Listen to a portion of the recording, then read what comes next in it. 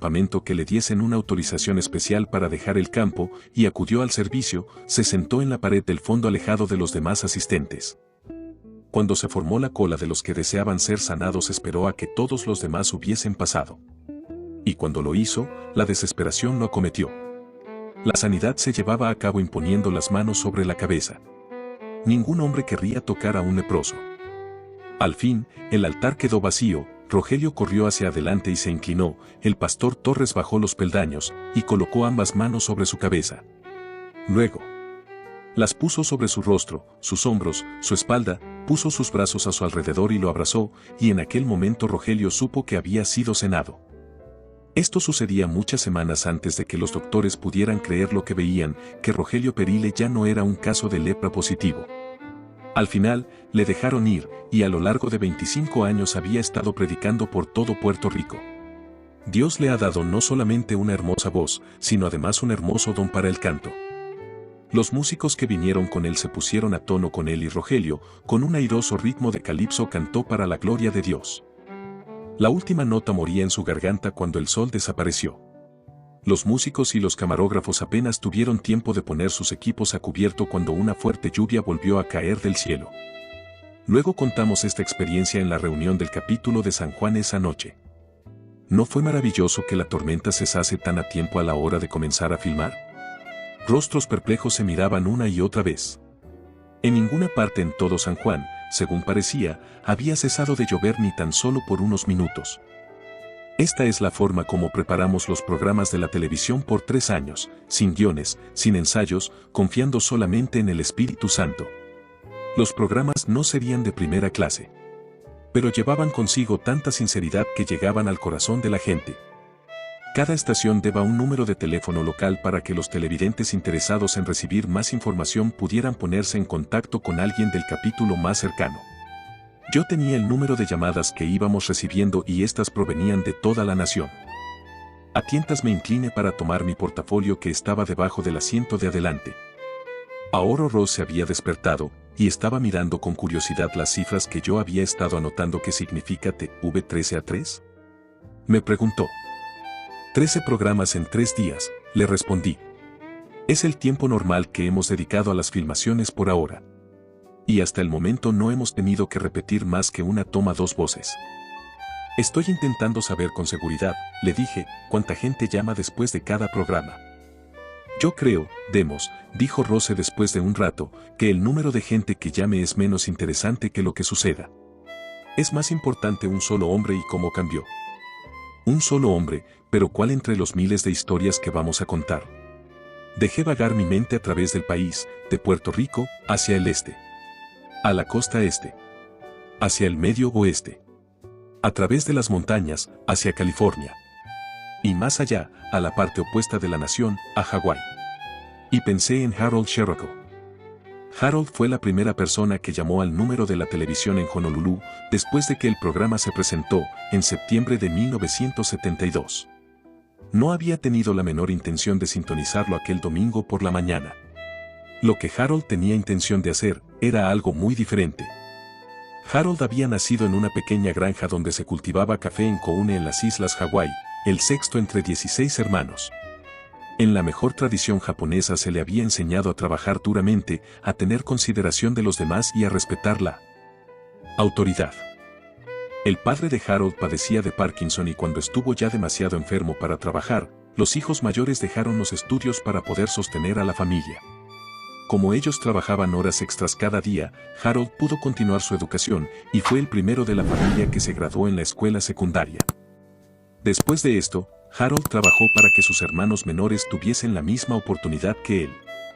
Se levantaba cada día a las 4 de la madrugada, se vestía a la luz de una lámpara de querosene y caminaba varios kilómetros hasta cualquier granja cafetera que necesitase peones. Solamente cuando todos estuvieron terminados la escuela secundaria, se pudo casar para formar su propia familia. Para entonces, Harold se había trasladado a Honolulu, trabajó primero en el muelle, descargando buques, luego, como mozo de un almacén de comestibles, finalmente, puso un negocio propio. La sana costumbre de Harold de trabajar duro le dio su recompensa, por ahí de la década de los 70 ya había conseguido ahorrar una buena suma de dinero. Pero más tarde lo perdió casi todo. Se lo quitaron suavemente, con sonrisas, los hombres en quienes había confiado. Cuando se dio cuenta de lo que había sucedido, la fe que había adquirido toda su vida se derrumbó. Él había confiado en el esfuerzo humano y en la decencia, pero no en Dios. Nominalmente, la familia de Harold era budista, pero, como sucedía a mucha gente de las islas, creían en muchos dioses y espíritus. Uno de ellos, Odai-san, tenía una influencia particular en ellos. Había una pequeña imagen de piedra de este espíritu en el templo japonés de Koune, y la familia le consultaba casi todas sus decisiones. Cuando ese dios le concedía un favor, la imagen se podía alzar con facilidad. Cuando apenas podían mover la imagen, la respuesta era negativa. Con el pasar de los años, Harold llegó a desilusionarse de estas creencias tradicionales, especialmente cuando veía la forma en que ataban a su familia. Su anciana madre, ahora viuda, vivía toda su vida aterrada por miedo a ofender a un dios o a otro. Cuando se trasladó a Honolulu, Harold se unió a la iglesia episcopal porque parecía ofrecerle la libertad de todos sus temores. Había intentado conducir a su madre a que aceptase el cristianismo también, pero ella explicó que también Jesús era uno de los dioses a quien ella oraba. Pero según ella, el principal interés de Jesús se centraba en la gente blanca. Cada una de sus imágenes y cuadros, explicaba ella, lo representaban con barba, prueba evidente de que muy poco podía interesarse por los orientales. Ahora, con la pérdida de su dinero, Harold se dirigió al pastor de su iglesia. El clérigo lo escuchó con simpatía, estuvo de acuerdo en que le habían hecho una gran injusticia. Pero no lo aconsejó que denunciase el caso al juzgado. Estas cosas pasan todos los días en el mundo de los negocios y no hay nada que podamos hacer ni tú ni yo. Intenta olvidarlo. Pero esto fue precisamente lo que Harold no consiguió. Dejó de comer, dejó de ver a sus amigos, se sentaba solo en la sala al atardecer mientras caía la noche, sentía que el odio crecía en su interior. Honestidad, sacrificio, largas horas de trabajo, si todo esto no lo conducía a ninguna parte, ¿cuál era la meta de la vida? La muerte sería 1000 veces mejor. Los muertos podían dormir. A los muertos nadie los engaña ni les roba. Harold tenía un amigo que tenía una pistola, pero él no iba a morir solo, antes de suicidarse, se llevaría por delante a otros 2 hombres. 3, si él pudiera hacerlo antes de que pudieran pararlo. La idea fue creciendo en su interior hasta convertirse en una obsesión, hasta convertirse en la única idea que llenaba su cerebro. Escogió el día, un domingo. Tenía que ser un domingo, porque así podría decir a sus amigos que iba de cacería. Un domingo de septiembre, tan pronto Corno se abriese la estación de caza. Llegó el domingo escogido por Harold. Su esposa le pidió nuevamente que fuese a la iglesia. Harold no había vuelto a la iglesia después de su conversación con el pastor. Harold solo movió la cabeza. Por lo menos, pon la televisión, le suplicó ella, mira el partido de fútbol. Aquella extraña indiferencia a todo, la estaba alarmando. Harold hizo un movimiento de cabeza, luego miró a su esposa con expresión adusta. Ella nunca pudo sospechar lo que se proponía hacer. En absoluto. Ella presionó el botón del televisor. Se quedó mirando el partido, hasta que dejó de preocuparse y se marchó a la iglesia. Él le echó un vistazo a su reloj, las 10:35. Los juegos de la tarde ya debían haber comenzado, allá en el continente. Él lo cambió al canal 4. Había 2 hombres hablando juntos. Uno era blanco, el otro, él no estaba seguro, polinesio, probablemente. Yo me reí entre dientes al recordarlo, cuántas veces había orado al Señor por este curioso tipo de mi rostro armenio. Los judíos me tomaban por judío, los árabes por árabe, en América Latina me hablaban en español, en el este me tomaban por indio. Y ahora, en Honolulu, me tomaban por yavayano. En su tenso estado mental Harold no pudo seguir lo que los 2 hombres estaban hablando. Estaba inclinado hacia adelante en su silla, como si aún fuera a encender el televisor, solo miró sus rostros. Eran las personas con los rostros más felices que él recordaba haber visto. Intentó concentrarse en las palabras, pero sus pensamientos eran un torbellino en acción. De modo que siguió mirando y mientras lo hacía una extraña paz reinó en la pequeña habitación en que se encontraba. Amor, armonía, esperanza, al mismo tiempo que pensaba en esas palabras, un sentimiento de paz y perdón parecía fluir del mismo aparato de televisión. Al final del programa apareció un número de teléfono en la pantalla. Todavía sentado sobre el asiento acoginado en su silla donde estaba desde que apareció la imagen en la pantalla, Harold repitió el número para sí. Unos minutos después estaba hablando con Roy Hitchcock, miembro de nuestro capítulo de Honolulu, escuchando palabras demasiado hermosas para creerlas. Jesús conoce todos los detalles de tu situación. Jesús es la respuesta. Jesús te ama. Hoy en día Harold es un líder, no solamente en su iglesia episcopal, sino también en los programas de la fraternidad en todas las islas. Nunca recuperó su dinero, pero en la fraternidad lo ayudaron a librarse del peso del resentimiento y de la rabia y a convertirse en una persona en victoria. No solamente él ha iniciado una refrescante renovación de sí mismo, sino que ha ayudado a centenares de otras personas a renovarse. Entre las primeras personas a quienes ayudó, se encontró su anciana madre, de 81 años. Al ver el cambio de su hijo, se dio cuenta de que había un poder mayor que el del espíritu que la habían aprisionado por tanto tiempo. Ella y otros miembros de su familia hicieron un montón con las numerosas imágenes y altares que tenían en su casa y los quemaron en el patio de una iglesia. La madre de Harold murió en 1973, como una serena y radiante cristiana. Experiencias como estas eran las que me confirmaban que el papel de la televisión era decisivo en la visión que yo había tenido de un mundo que despertaba a la vida. Lo mismo sucedía con los modernos y maravillosos viajes en jet. Hice análisis de los países a donde nuestras misiones aéreas de buenas nuevas nos habían llevado: Inglaterra, Suecia, Noruega, Francia, Italia, Japón, Filipinas, Vietnam, India, más de 50. En la mayoría de ellos, después de semanas de reuniones y campañas, algo más importante había quedado: un capítulo local, a menudo varios, como centros de la continuación de la actividad laica. En otros países, tales como Finlandia, Estonia, Yugoslavia, solo pudimos orar y esperar efectos a largo plazo. Pienso en la primera visita a un país comunista y la resolución que nació en mí. Fue en Cuba, después de la toma del poder por Castro, y nuestro grupo estaba hospedado en el Havana Hilton, rebautizado ahora con el nombre de Cuba Libre. Castro había hecho del hotel su cuartel general y el lugar hervía de soldados armados, pero nunca conseguimos verlo de cerca o saber si estaba allí o no. Una mañana, alrededor de las 2 de la mañana, me estaba metiendo en la cama y de pronto supe que, si me vestía y bajaba al restaurante por el ascensor, me encontraría cara a cara con Fidel Castro.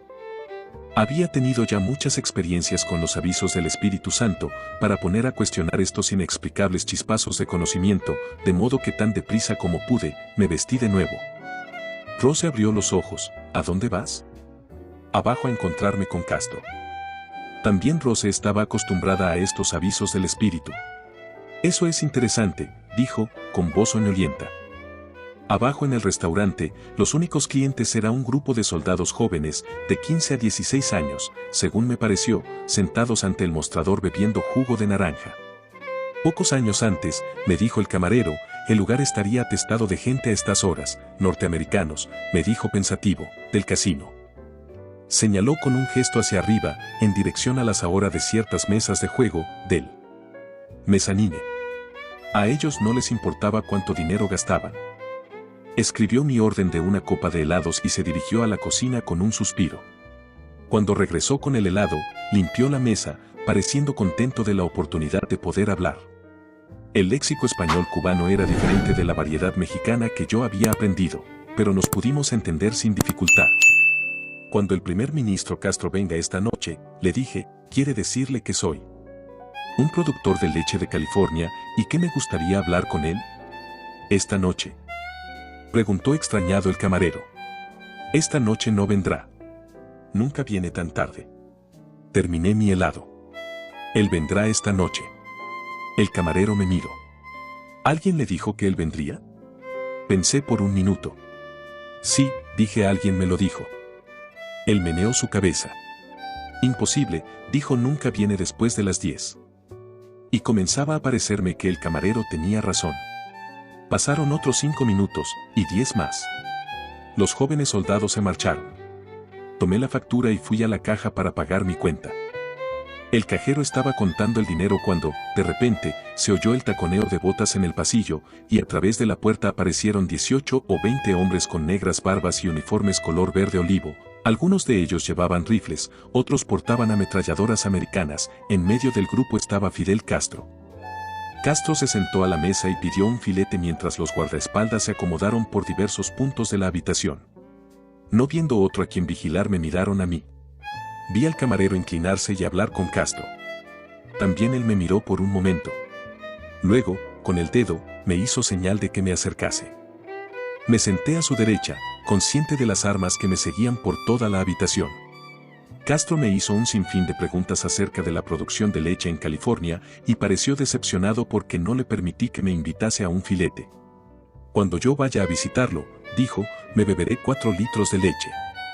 Por toda la habitación los hombres barbudos soltaron la risa. Para alivio mío bajaron las armas y algunos encendieron cigarrillos. Ya había conocido al líder revolucionario solamente a través de sus inacabables discursos y me sorprendió encontrar en él a una persona atenta y cuidadosa para escuchar. ¿Y qué le trae a Cuba?, me preguntó al poco rato.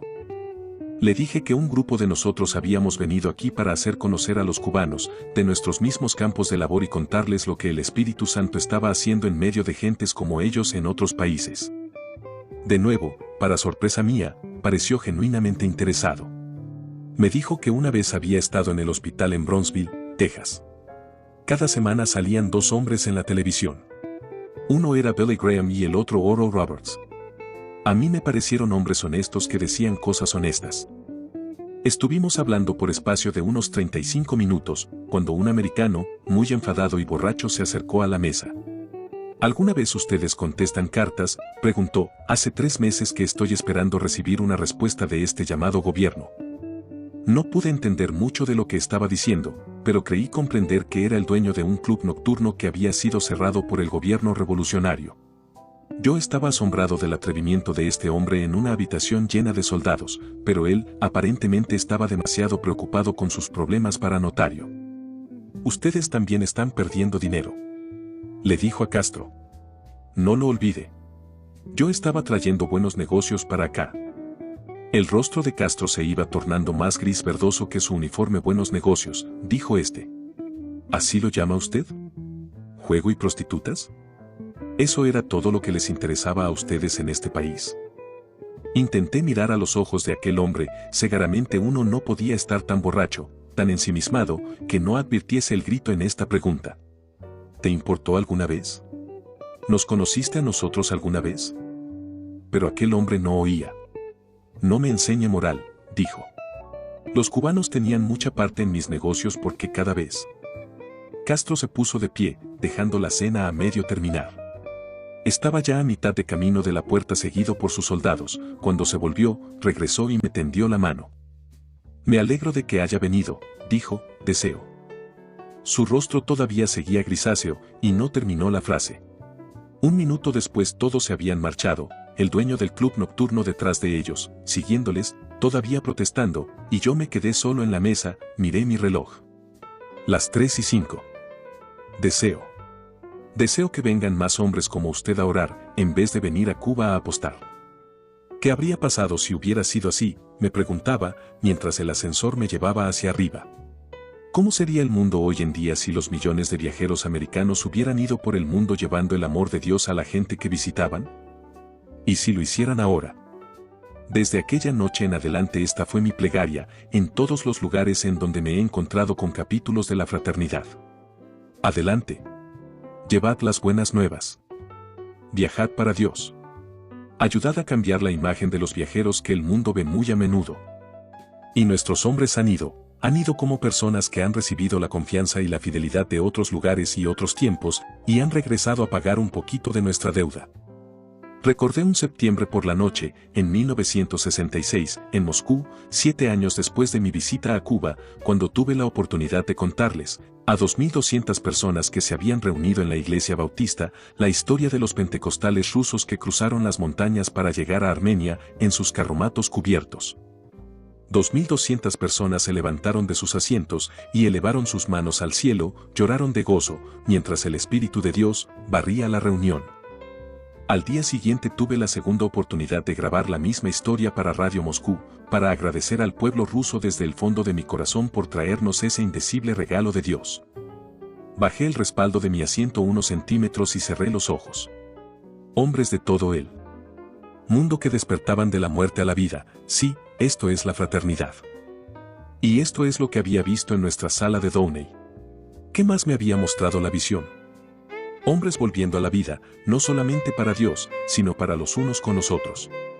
Hombres que habían estado aislados, ahora juntándose, descubriéndose unos a otros. Esto también es la fraternidad.